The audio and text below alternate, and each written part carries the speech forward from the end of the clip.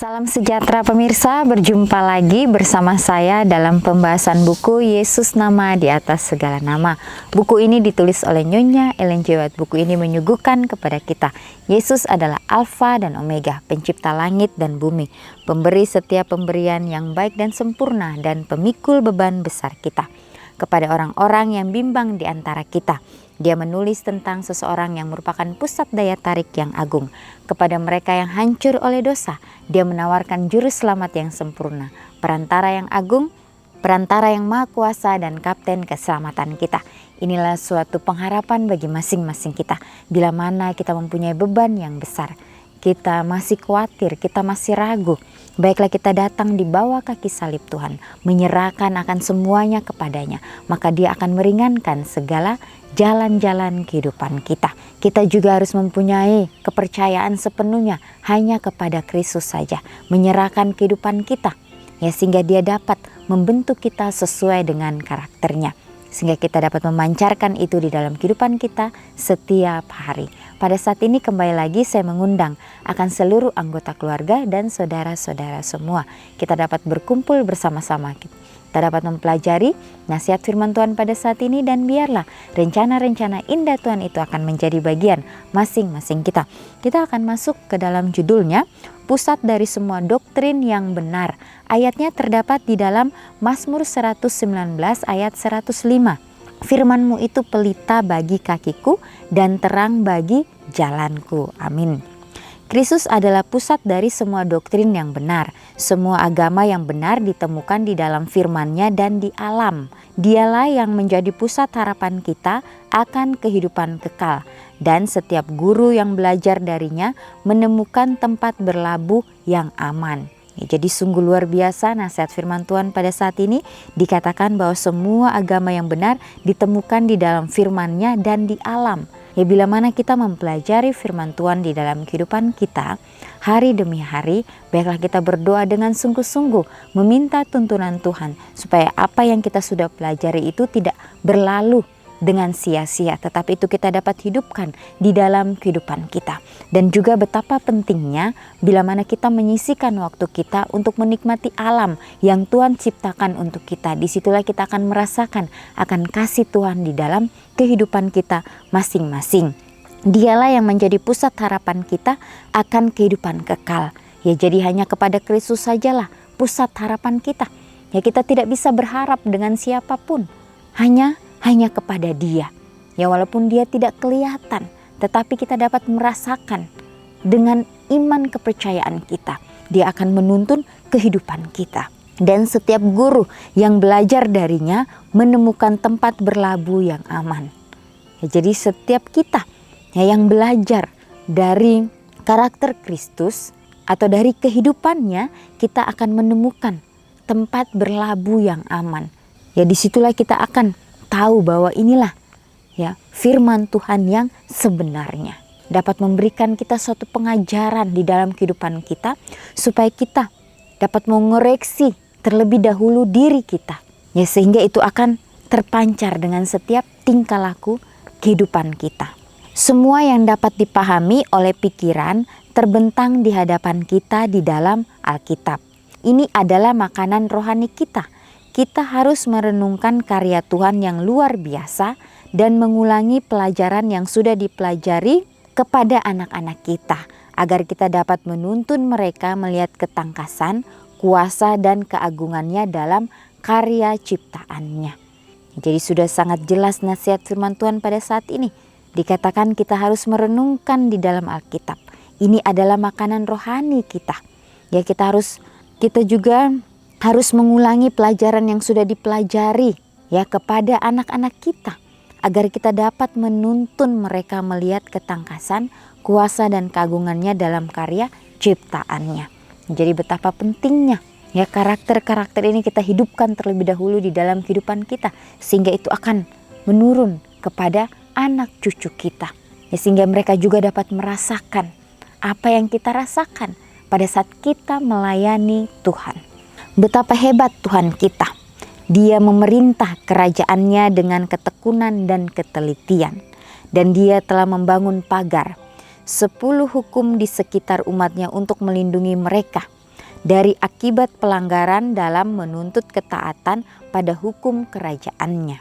Tuhan memberi umatnya kesehatan dan kebahagiaan, kedamaian dan sukacita. Ya, jadi inilah janji Tuhan. Bagaimana Dia akan memberikan kepada umatnya. Ya, nasihat dan kebahagiaan, kedamaian dan sukacita itu akan menjadi bagian kita. Dia mengajarkan kepada mereka bahwa kesempurnaan karakter yang Dia tuntut hanya dapat dicapai dengan menjadi terbiasa dengan firman-Nya. Ya, jadi semuanya itu oleh karena kebiasaan kita mempelajari firman Tuhan, maka itu akan bertumbuh di dalam kehidupan kita. Ya, hari demi hari kita sirami, ya, atau kita beri pupuk di dalam hati kita. Ya, dengan mempelajari terus firman Tuhan sehingga kita dapat mengerti jalan-jalan kebenaran Tuhan di dalam kehidupan kita masing-masing. Ya, ini sama seperti ya tanaman atau benih yang ingin kita tanam. Yaitu kita harus rawat. Ya, kita harus siram, kita harus beri pupuk sehingga dia dapat bertumbuh dengan sempurna. Ya, begitu pula dengan kehidupan kita. Ya, biarlah kita mau menerima ya akan pengajaran-pengajaran yang Tuhan sudah berikan kepada kita. Kita pelajari terus di dalam kehidupan kita. Disitulah kita akan bertumbuh mengikuti jalan-jalan kebenarannya. Dia mengajarkan kepada kita bahwa kesempurnaan karakter Dia tuntut hanya dapat dicapai dengan menjadi terbiasa dengan firman-Nya. Ya, sehingga firman itu tidak membuat kita bosan, tetapi firman itu membuat kita untuk lebih semangat lagi. Kita rindu untuk mau mempelajarinya lagi hari demi hari. Ada tertulis dalam kitab para nabi, "Hai yang tertindas, yang dilanggar angin badai, yang tidak dihiburkan, sesungguhnya aku akan meletakkan alasmu dari batu hitam dan dasar-dasarmu dari batu nilam. Aku akan membuat kemuncak-kemuncak tembokmu dari batu delima, pintu-pintu gerbangmu dari batu manikam merah dan segenap tembok perbatasanmu dari batu permata. Semua anakmu akan menjadi murid Tuhan dan besarlah kesejahteraan mereka. Engkau akan ditegakkan di atas kebenaran, engkau akan jauh dari pemerasan, sebab engkau tidak usah lagi takut dan engkau akan jauh dari kekejutan, sebab ia tidak akan mendekat kepadamu." Di dalam Yesaya 54 ayat 11 sampai 14. Ya, jadi inilah ditulis oleh para nabi. Ya, bila mana kita tertindas dan dilanggar angin badai yang tidak dihiburkan, sesungguhnya aku akan meletakkan alasmu dari batu hitam, ya, dan dasar-dasarmu dari batu nilam. Ya, jadi Tuhan akan bertindak di dalam kehidupan kita. Dia akan memberikan yang terbaik di dalam kehidupan kita. Tidak ada ya hal yang tidak baik yang Dia berikan. Semuanya adalah sempurna. Tapi kita manusia seringkali tidak puas dengan apa yang kita lakukan. Ya, jadi betapa pentingnya untuk kita mengucap syukur kepada Tuhan. Dengan setiap berkat yang Dia berikan, disitulah kita akan merasakan betapa luar biasanya kasih Tuhan di dalam kehidupan kita. Dari hal yang terkecil, bila mana kita bersyukur, ya disitulah kita akan mendapatkan kedamaian dari surga. Ya, Tuhan akan berkarya begitu luar biasanya. Ya, seperti yang dikatakan di dalam kitab Yesaya ini. Dia merancangkan begitu sempurna bagi kita, anak-anaknya. Ya, kita akan semua anakmu akan menjadi murid Tuhan dan besarlah kesejahteraan mereka. Engkau akan ditegakkan di atas kebenaran. Engkau akan jauh dari pemerasan sebab engkau tidak usah lagi takut. Ya, dan engkau akan jauh dari kekejutan sebab ia tidak akan mendekat kepadamu. Ya, jadi inilah ya hal yang sangat indah yang kita dapatkan dari firman Tuhan. Tuhan adalah Tuhan kita yang penuh dengan kesejahteraan, yang penuh dengan kedamaian. Ya, bagaimana Dia sudah memberikan anaknya yang tunggal untuk datang ke dunia ini, untuk menjadi teladan bagi kita. Dia sudah mempunyai segalanya di surga, tetapi Dia rela untuk turun ke dunia ini. Ya, karena Dia sangat mencintai kita. Dia ingin supaya kita semua ini diselamatkan. Ya, kita tahu bersama bahwa di akhir daripada dunia ini akan banyak yang terjadi di dalam kehidupan kita atau di dunia ini. Inilah saatnya kita dapat mempersiapkan diri kita masing-masing. Amaran demi amaran sudah diberikan. jangan kita abaikan. Tapi baiklah kita terima itu supaya diri kita dapat dipersiapkan. Ya, karena keselamatan itu bukan secara kelompok, bukan secara keluarga, tetapi pribadi lepas pribadi kita. Apakah kita mau untuk melatih kehidupan kita mulai dari sekarang, supaya kita juga dapat mengambil bagian di dalam setiap apapun yang Tuhan inginkan di dalam kehidupan kita masing-masing. Ya, kesempatan yang Tuhan masih berikan kepada kita. Baiklah kita berdoa meminta supaya Tuhan dapat memakai kita sesuai dengan kehendak-Nya.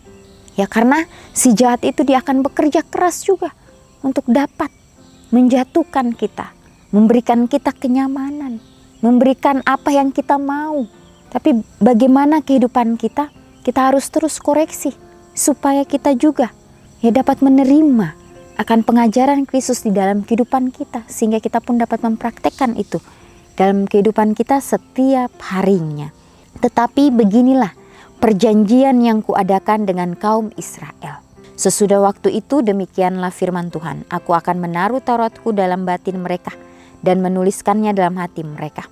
Maka aku akan menjadi Tuhan mereka dan mereka akan menjadi umatku. Kembali lagi kita diingatkan kepada bangsa Israel.